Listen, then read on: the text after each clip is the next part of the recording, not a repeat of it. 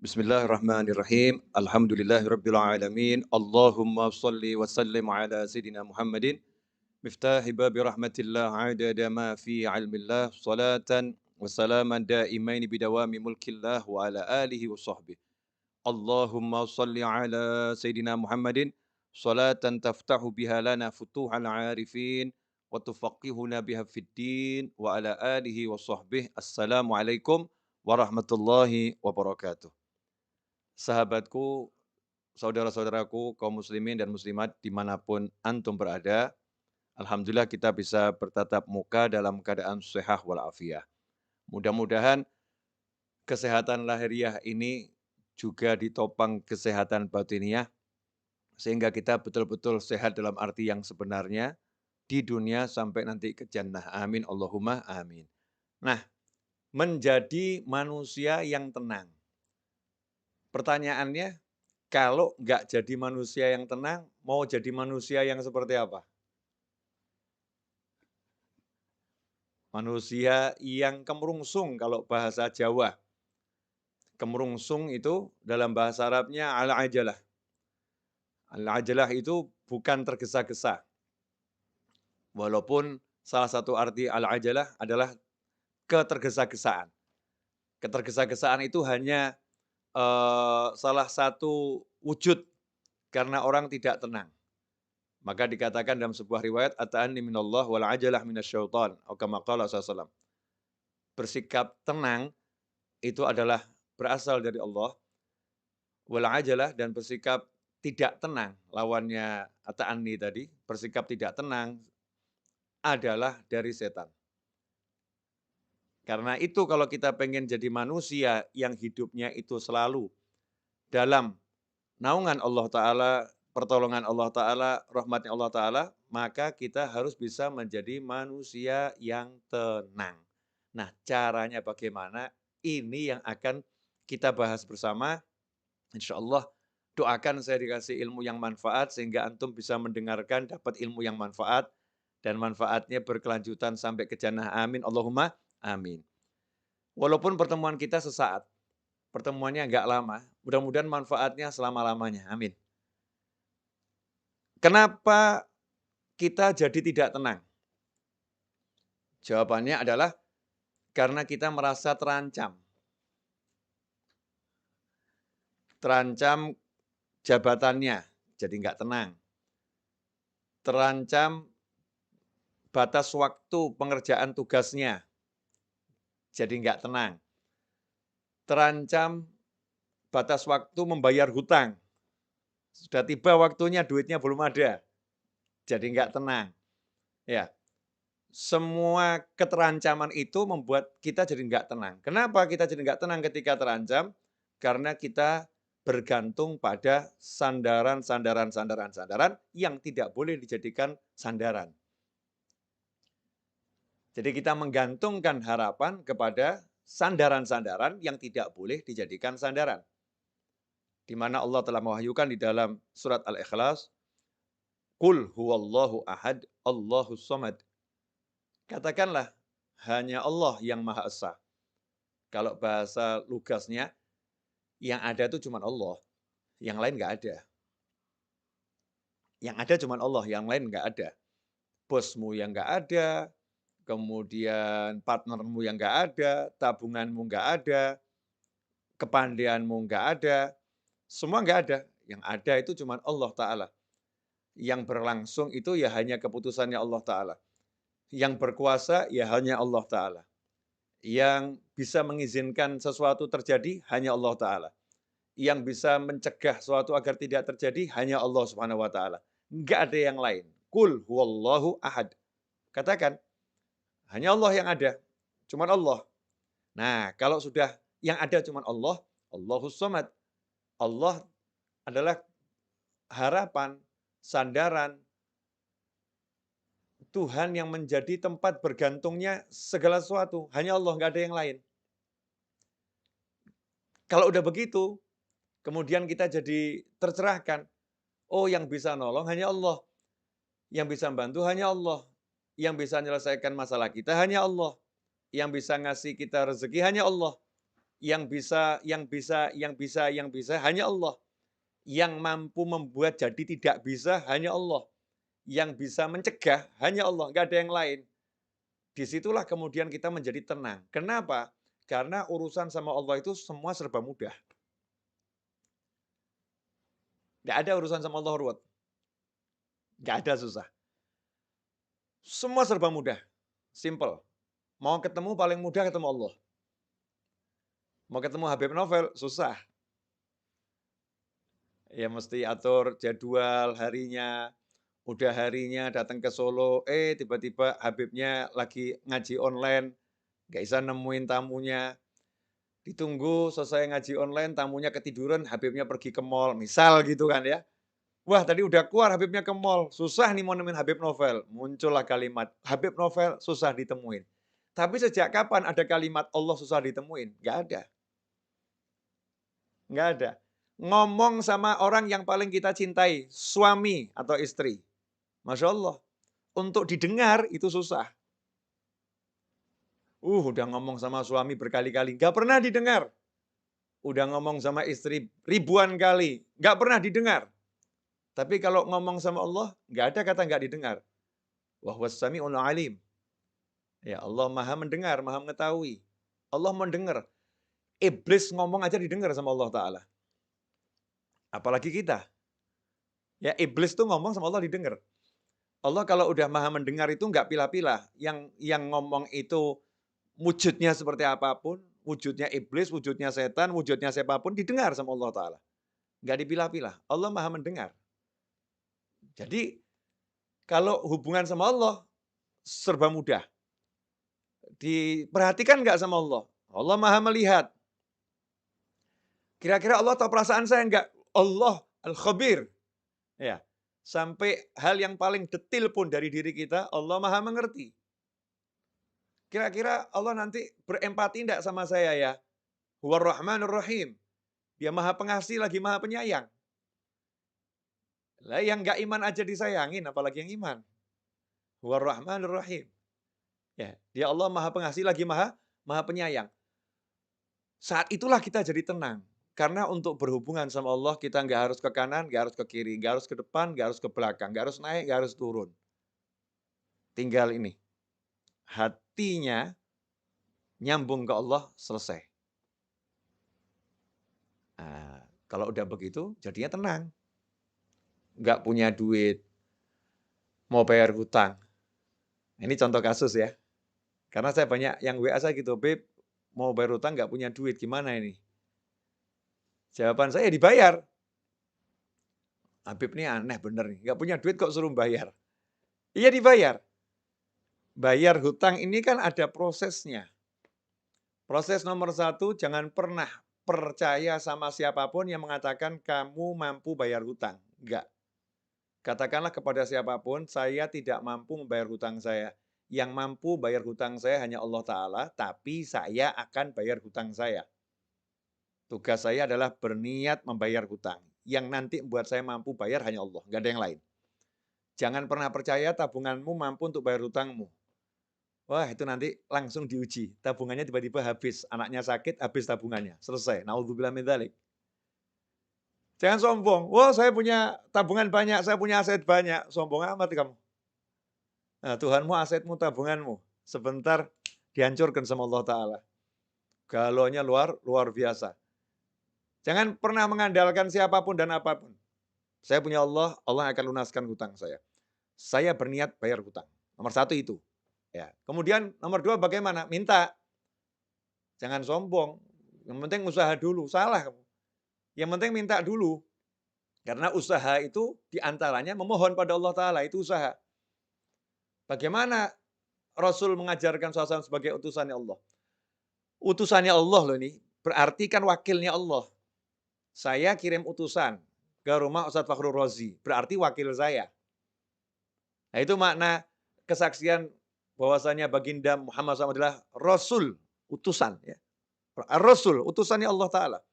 Artinya semua yang dari Rasul nggak mungkin salah, karena semua yang dari Rasul dari Allah. Makanya kalau sampai mengatakan, ngapain memuliakan Rasulullah? Muliakan Allah, itu aneh. Memuliakan utusannya Allah, itu namanya memuliakan Allah Ta'ala. Kalau saya ngutus seorang ke rumahnya Ustadz Fakhrul Razi, kemudian Ustadz Fakhrul Razi dikasih tahu, ini utusannya Habib Novel. Kemudian beliau mengatakan, saya hormati Habib Novel. Kalau kamu tidak, oh saya marah. Kalau mau hormati saya, hormati utusan saya. Itu saya utus, sudah saya pilih. Kan begitu. Saya utus, sudah saya pilih. Bukan sembarang orang yang saya utus. Sementara Allah katakan, Allah utus manusia yang terbaik sebagai penutup utusan di akhir zaman. Sampai kapanpun. Penutupnya adalah baginda Muhammad SAW. Utusannya Allah Ta'ala. Diberi utusan yang the best buat kita semua. Nah, bagaimana kita memperlakukan utusan Allah ini, SAW? Kita menganggapnya manusia biasa, naudzubillah min dzalik. Kita harus menempatkan beliau sebagai penghubung kita pada Allah Ta'ala. Kalau saya mau dekat sama Allah, ya beliau ini penghubungnya.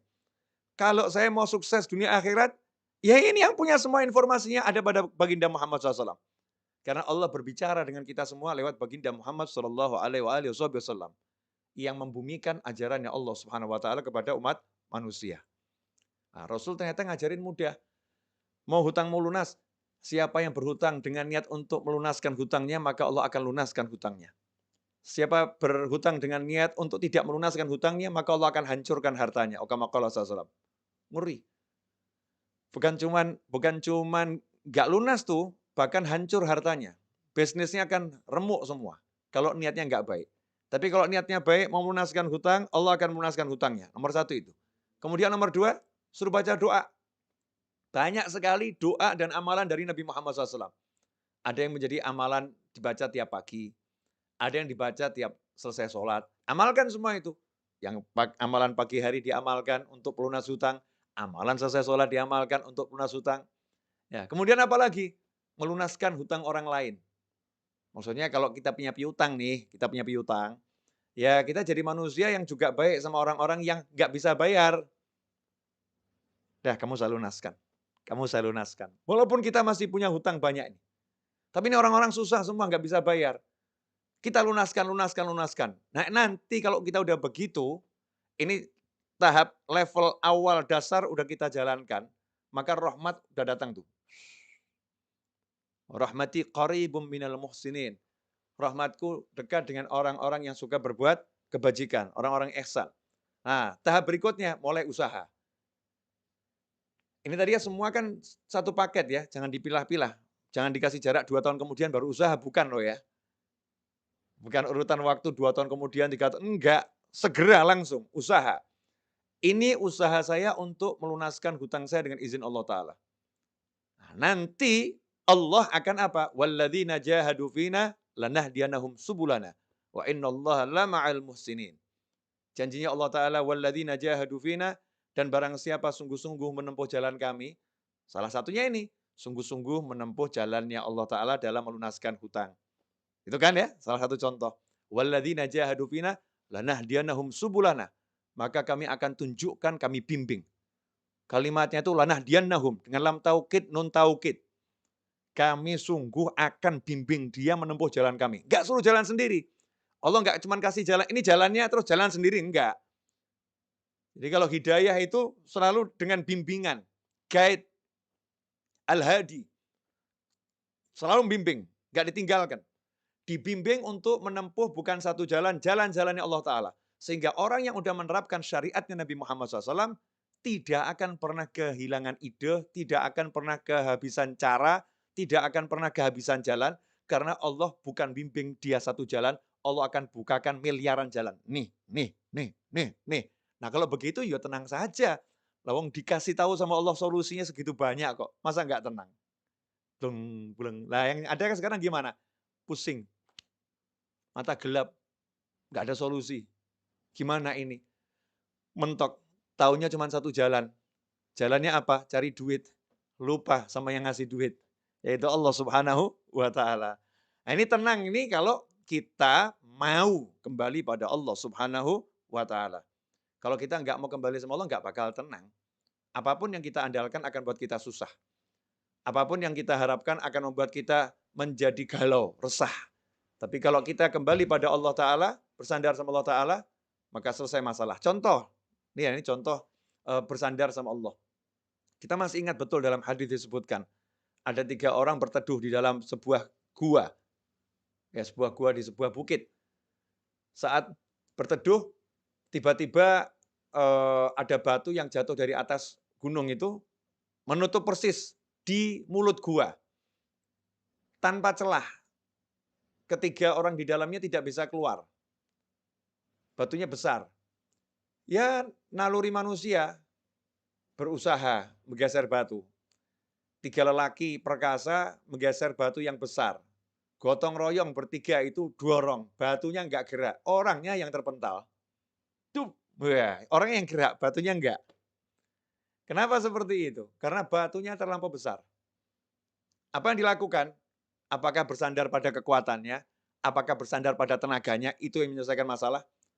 Apa kemudian berharap ada orang nanti yang bawa traktor, buka nyingkirin batunya, itu menyelesaikan masalah? Enggak. Yang diajarkan oleh Nabi Muhammad SAW saat itu adalah langsung kembali kepada Allah Ta'ala. Udah jangan mikir manusia lagi, udah kayak gitu kok mikir manusia. Ya siapa tahu ya nanti ada manusia di luar nolong saya, siapa tahu ada, siapa tahu ada, siapa tahu ada. Ya yang pasti ada kan Allah, kalau yang lain kan nggak ada. Lah ngapain mikirin yang ada nggak dipikirin, kan bodohnya kita luar biasa. Nah, kan Allah ada, selalu ada. La ilaha illallah Muhammadur Rasulullah SAW. Maka saat itulah yang satu mulai ngomong. Ini hadisnya kan panjang tuh ya. Saya ambil poin singkatnya saja. Ya Allah, saya pernah ya mencintai seorang wanita. Cinta luar biasa. Dia saya ajak zina. Selalu menolak. Suatu ketika akhirnya dia butuh duit, dia mau. Nah, ketika dia sudah mau saya ajak zina, uang udah saya serahkan karena dia butuh duit tadi untuk kepentingan keluarganya yang mendesak. Tapi dia ini orang yang baik, terus dia bilang sama saya gitu, takutlah sama Allah. Akhirnya saya tinggalkan dia, uangnya nggak saya ambil, dia saya tinggalkan karena saya takut sama kamu ya Allah. Kalau ini ikhlas karena kamu ya Allah, tolong ya beri kami jalan keluar dari masalah ini. Yang terjadi apa? Batu yang gede bergeser tanpa ada yang geser. Cuman belum cukup. Karena Allah ingin mengajarkan kepada yang lain. Ini kan masalah berjamaah. Masa yang dikasih solusi cuma satu orang, yang lain enggak. Maka yang lain disuruh juga, ayo kalian gimana? Yang satu, saya ini sama ibu saya, ya cerita yang cukup cukup populer nih hadis ini. Yang satu saya sama karyawan saya. Akhirnya berkat tiga-tiga ini minta tolong sama Allah dengan ya tawassul pada amalan yang dipersembahkan untuk Allah Ta'ala. Hasilnya apa? Tergeser batu itu, selesai. Jadi sebetulnya mudah ya nyelesain masalah itu. Ngerayu Allah. Ya suruh ngerayu Allah aja kok nggak bisa ngerayu suaminya, Masya Allah. Sampai nangis-nangis. Ya nangis, ngerayu suaminya. Nggak dikasih.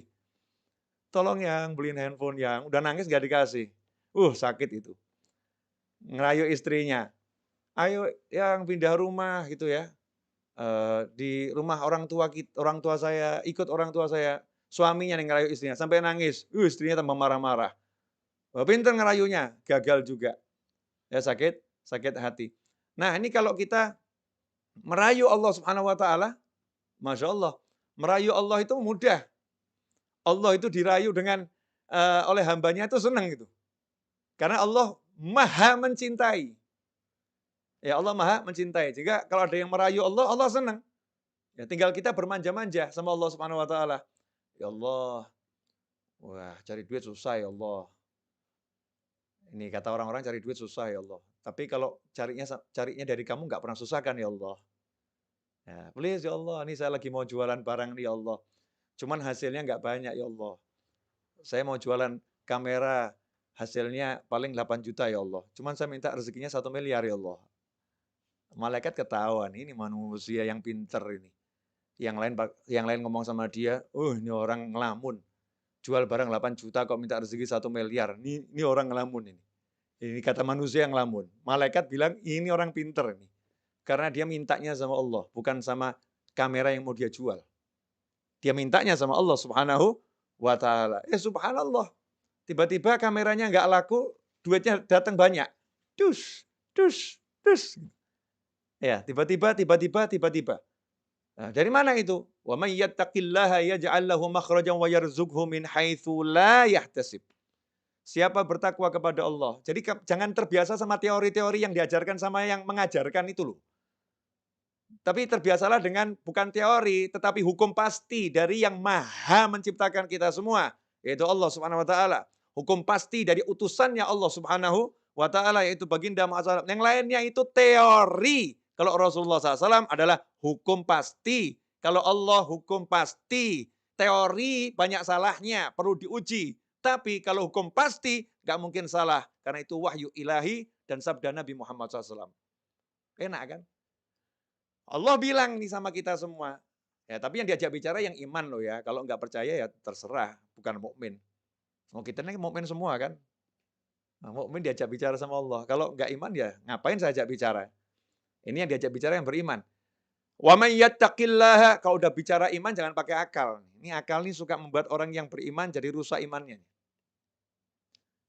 Iman itu yang membedakan antara mukmin sama orang yang nggak mukmin. Yang nggak mukmin pakai akal saja. Tapi kalau yang mukmin nggak butuh akal dia. Aku percaya sama Allah kok. Nah, gimana? Ya urusannya Allah. Aku percaya sama Allah, selesai. Itu mukmin. Walaupun orang yang beriman akalnya dipakai untuk menambah keimanannya. Ya, untuk memperkuat keimanannya, untuk menyampaikan kepada orang lain agar bisa menjadi beriman pula. Tetapi ketika dia beriman, dia nggak butuh akal gitu. Dia cukup membutuhkan hatinya yang meyakini Allah Subhanahu wa taala. Subhanallah. Wa may yattaqillaha. Allah yang bilang nih, dan barang siapa yang bertakwa kepada Allah. Takwa itu gampang kok. Saya bilang takwa itu susah. Walaupun kita kan takwanya masih ya begini begitu, tapi takwa itu gampang. Simple. Yang diperintah jalankan, yang dilarang tinggalkan. Selesai toh? Kayak gini loh, kayak gini. Wah, zaman sekarang ini mau ke mall aja susah nih. Mesti punya aplikasi Peduli Lindungi. Mesti harus sudah divaksin. Mau ke mall aja susah. Nggak susah toh ya? Ya jalankan saja peraturannya. Kalau kamu sudah vaksin, punya aplikasi Peduli Lindungi, kamu ke mall, mudah, nggak susah. Kan gitu. Nah, begitu pula dalam kehidupan kita dengan Allah Ta'ala. Simple. Kamu laksanakan perintah Allah, kamu jauhi larangan Allah, Allah laksanakan janjinya kepadamu. Wa may yattaqillaha, apa yang didapatkan? Yaj'al lahu makhraja. Hal yang paling ruwet dalam hidup manusia itu kalau jalan buntu. Betul ya? Jalan buntu. Ngelamar anaknya orang, ditolak, jalan buntu. Pusing dia. Ngelamar kerjaan di kantor, jalan buntu, pusing dia. Ya, mau bayar hutang nggak ada duit, jalan buntu, pusing dia. Maka janjinya Allah Ta'ala buat yang percaya sama Allah, yang mau ikuti aturannya Allah Ta'ala, wa may yattaqillaha, siapa takwa sama Allah, apa yang Allah janjikan nomor satu? Yaj'al lahu makhraja. Don't worry. Jangan khawatir. Ojo wedi. Jangan takut kamu. Ya, jangan takut. Kenapa? Yaj'al lahu makhraja. Dia Allah akan selalu. Oh, ini harus digaris bawah ini. Dia Allah akan selalu yaj'al lahu, memberikan kepada dia yang bertakwa pada Allah Ta'ala makhraja, jalan keluar. Batu nutupin segede apapun, orangnya bertakwa, Allah kasih jalan keluar. Kehidupan dunia sengeri apapun, orangnya bertakwa, Allah kasih jalan keluar. Makanya buat orang yang bertakwa, tenang. Yang lain heboh, ini gimana, ini bagaimana. Tenang dia. Nanti saya akan diberi solusi sama Allah. Nanti saya akan diberi solusi sama Allah. Yang lain nanya, lah solusinya bagaimana? Solusinya apa? Ya kan nanti Allah yang kasih. Ngapain saya pikir sekarang? Yang ngasih Allah kok saya yang mikir. Tuh, seperti Nabi Musa alaihissalam. Nabi Musa sama Bani Israel ketemu lautan yang luas. Umatnya bingung waktu itu. Gimana depan lautan, belakang Fir'aun ngejar. Nabi Musa santai. Ya. Kalla inna ma'ya rabbi sayahdin. Kalla. Sungguh nggak mungkin kita celaka. Inna ma'ya rabbi. Allah bersamaku. Sayahdin. Nanti dia Allah akan beri saya petunjuk. Nanti dia Allah akan beri saya petunjuk. Hasilnya apa? Dikasih sama Allah solusi. Jalan keluar. Jalan keluarnya bagaimana prosesnya? Simple. Nggak ribet. Nggak cari pasukan. Nggak cari relawan, nggak cari tambahan manusia untuk bantu perjuangan, nggak cari A sampai Z. Ya, memakai yang sudah ada di tangan. Yang ada di tangan Nabi Musa alaihissalam, nggak jauh-jauh loh. Ya udah tongkatmu pukulkan ke laut. Solusi yang nggak masuk akal manusia. Dek, laut terbelah, Nabi Musa dan pengikutnya selamat, Fir'aun tenggelam dan binasa. Diabadikan sampai akhir zaman dan sepanjang masa. Selesai masalah. Ya ja'allahu makhraja. Selalu diberi solusi oleh Allah Ta'ala. Selalu diberi jalan keluar oleh Allah Ta'ala. Gak cukup itu. Plus, وَيَرْزُقْهُ مِنْ حَيْثُ لَا يَحْتَسِبْ.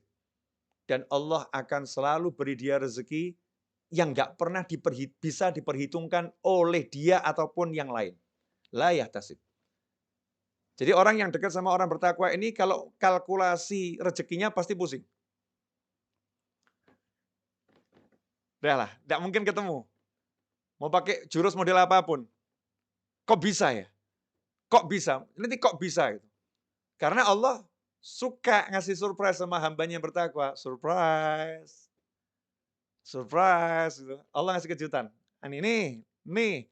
Sampai kita bingung nih. Bertubi-tubi dikasih rezeki sama Allah Ta'ala. Min haitsu la yahtasib. Dari arah yang gak pernah bisa dia perkirakan. Dia sehebat apapun punya ilmu, apa tuh Mas Seto, kalau untuk memprediksi namanya apa itu? Kita kalau misalnya punya data, apa itu istilahnya itu, seperti Google tuh punya, kalau Google bisa bagus itu karena punya bukan AI Mas itu. Namanya, ilmunya kalau di matematika itu, saya sudah nggak sekolah soalnya. Apa nih Mas Seto, atau ini siapa pemirsa yang tahu nih? Ya, coba ditulis di chat. Apa namanya itu? Statistik, ya ketemu. Nanya sama kalian gak dijawab, udah nanya sama langit. Statistik. Gitu. Ilmu statistik. Ya, walaupun dia punya data yang lengkap, ya kehidupan Pak Yai ini dari umur sekian sampai sekian didata semua koleganya sampai terus dia perkiraan saya hari ini Pak Yai, Habib, Ustadz, ya Fulan atau Fulanah akan dapat rezeki dari arah sini. Allah akan kasih arah yang lain. Oh, yang ngasih aku bukan statistikmu. Aku udah bilang, yaj'al lahu makhraja wa yarzuqhu min haitsu la yahtasib. Udah la yahtasib, udah jangan kamu hitung. Jangan kamu pikir, jangan kamu cari-cari, nggak bisa. La yahtasib. Allah udah bilang, nggak pernah bisa diduga rezekinya orang yang bertakwa. Nggak bisa, itu Allah menunjukkan kemampuannya memberi rezeki. Allah menunjukkan kuasaannya dalam beri rezeki. Allah menunjukkan otoritasnya kepada manusia. Kamu nggak bisa, hanya aku yang bisa. Asik itu. Min haitsu la yahtasib. Jadi tenang, orang bertakwa itu nggak pernah mikirin rezekinya hari ini atau besok. Tugasnya apa? Jalankan perintah, tinggalkan larangan. Perintahnya suami cari nafkah. Ya, cara cari nafkah keluar ke pasar misalnya. Ya keluar ke pasar. Perintahnya ketika keluar ke pasar bagaimana berdoa. Perintahnya ketika di pasar bagaimana? Baca doa, jaga pandangan, jaga pendengaran. Cari rezeki ke pasar, ngerumpi, gunjing, ghibah, namimah. Masya Allah. Teriak-teriak, saya tiap hari udah ke pasar, saya udah kerja. Kamu kerja nggak pakai caranya Allah? Bagaimana kamu dapat rezeki yang surprise? Makanya rezeki kamu ya hitung-hitungan tadi. Pusing kepalanya. Ya, pusing kepalanya. Ikhwani rahimakumullah. Ini yang perlu dipahami, bahwasanya kalau orang udah percaya sama Allah Ta'ala, tenang hatinya. Dia nggak akan pilih cara-cara yang lain. Mau pakar A sampai Z yang nggak ngurus, yang dia urus caranya Allah, cara Rasulullah SAW. Nah, nanti termasuk caranya Rasulullah, itu caranya ulama. Ya bagaimana pendapat para ulama, bagaimana petunjuk para ulama, hidupnya hanya begitu. Oh hidup ini singkat kok, mohon maaf loh ya. 60-70 tahun itu rata-rata umur kita. Wong hidup sampai 60-70 tahun kok cuman dibuat mikir cari duit, itu kan bodohnya kita luar biasa. Oh duit tuh nggak usah dicari ya, pasti datang kok. Tapi ya usaha. Nah usaha itu doa, ya, usaha itu pergi ke pasar, kan gitu. Tapi jangan mikir cari duit, jangan. Habis energi. Ya, sayang. Mikir cari solusi. Nah ini juga kebodohan kita. Solusi kok dipikir. Solusi itu diberi. Yang beri siapa? Ya ja'allahu makhraja. Yang beri Allah. Yang ngasih masalah Allah, yang beri solusi Allah. Selesai. Loh, cara mintanya sama Allah bagaimana? Ya, cara mintanya takwa, gampang. Jalankan perintah, jauhi larangan. Selesai. Jadi sekarang sukanya yang aneh-aneh, suka hidup ruwet, mumet, pusing, ya, pakai cara-cara yang nggak benar, cara yang nggak beres, cara yang benar, yang beres nggak dijalankan, yang nggak beres apa namanya, dijalankan, yang beres nggak dijalankan. Ini menyebabkan kita hidup dalam ketidaktenangan. Maka untuk menjadi manusia yang tenang, kita harus betul-betul Qul huwallahu ahad, Allahus somad. Nah, insya Allah 30 menit saya berbicara ini barokah, ya, manfaat, kendati seperti yang tadi saya sampaikan, singkat, ya, mudah-mudahan manfaat, dan sampai nanti jannah manfaatnya nggak berhenti. Terus, ya, terus nyambung manfaatnya, karena kita bersama-sama belajar untuk menjadi manusia yang ingat kembali bahwasannya untuk menjadi tenang, mudah kembali pada Allah, maka kita akan menjadi tenang setenang-tenangnya. Jazakumullah khairan Ustaz Fakhr Razi atas waktunya, atas kesempatannya. Insyaallah kita ketemu lagi di waktu yang akan datang, dan semoga Ustaz Fakhr Razi beserta sekolahannya, ya, beserta guru-guru yang di sana, wali murid, semua yang bekerja di sana, diberi oleh Allah Ta'ala kemudahan dalam segala hal yang diridhoi Allah Ta'ala, dijauhkan dari segala kesulitan, dari segala petaka, musibah, diberi kesehatan lahiriah dan batiniah, dijadikan anak didiknya bisa menjadi orang-orang yang semakin bertakwa pada Allah Subhanahu wa taala, dan mudah-mudahan diberi rezeki zahiran wa batinan, berlimpah ruah, datang dari segala arah tanpa susah payah, dan insya Allah kita semua oleh Allah Subhanahu wa taala dijadikan sebagai orang-orang saling mencintai di jalan Allah, orang-orang saling menyayangi di jalan Allah, saling mengunjungi di jalan Allah, dan kelak kita dipertemukan dengan baginda Muhammad sallallahu alaihi wasallam, dan semoga setelah usia panjang dalam semua kebaikan, kenikmatan, ketaatan, keridhaan, kebaikan, kekayaan, kemudahan, kesenangan, kita diberi akhir usia husnil khatimah. Wassallallahu ala sayyidina Muhammadin wa alihi wasallam walhamdulillahi rabbil alamin. Amin. Walafu minkum, saya undur diri, Ustaz Faurozi dan kawan-kawan. Insyaallah kita bertemu kembali di lain kesempatan. Wassalamualaikum warahmatullahi wabarakatuh.